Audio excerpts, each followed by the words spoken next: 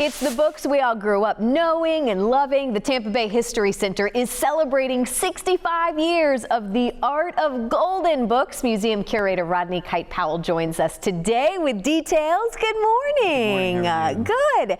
Excited about this exhibit now on display now. Exactly, yeah. So talk about this exhibit. Why are you guys excited about bringing this to the Bay Area? Well, you know, we're really excited about this exhibit because it brings the original artwork from the golden books, which began in 1942 and they're still published today. 65 years indicates the length of time that the golden books started from when the exhibit started. Yeah, so the exhibit's been going around since 2007. But it's the original artwork, and it's really a look back and a nostalgic exhibit for a lot of our visitors. But also for the young ones, they're seeing some of these for the first time. Yeah, well, and when you say golden books, people may not, it's literally they had the gold edges, golden still spine, do, exactly. right? The golden spine. Here's some of the artwork here.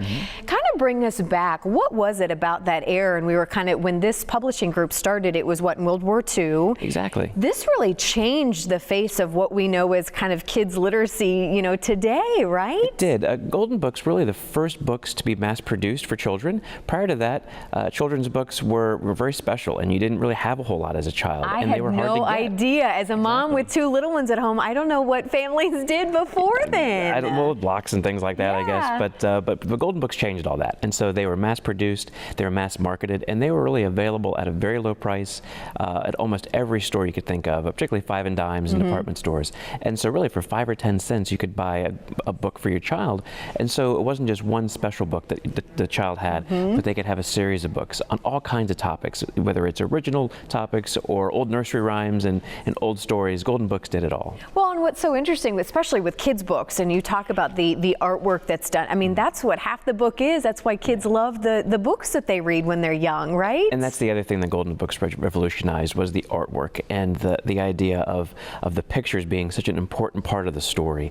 And they used artists from really all around the world who would come to this country and be employed by golden books. And so sometimes they were starting out in the art golden field. books actually had their own artists that they hired. Okay. They had their own group of artists, and sometimes new artists in the field, but sometimes they even recruited them from Disney.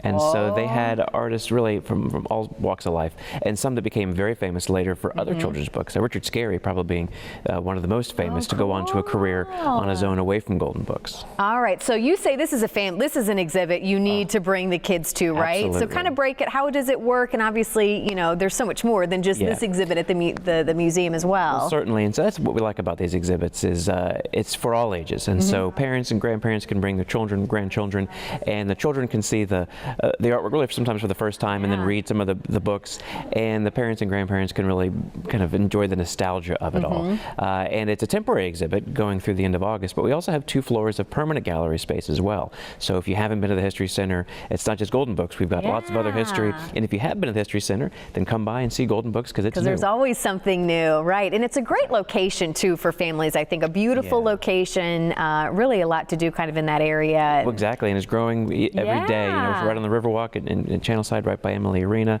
and we're open 7 days a week from 10 to 5. So no reason you can't come down. And then, by the way, you can get some of the books there, right? Exactly, you can actually buy if you don't have one. Is it some of the older ones too? Well, some of the ones that are still in print. Okay, still in print. Exactly. Awesome. Well, thank you so much for being here this morning. And again, original artwork from 65 years of golden books is on display now at the Tampa Bay History Center. For more information, just go to tampabayhistorycenter.org.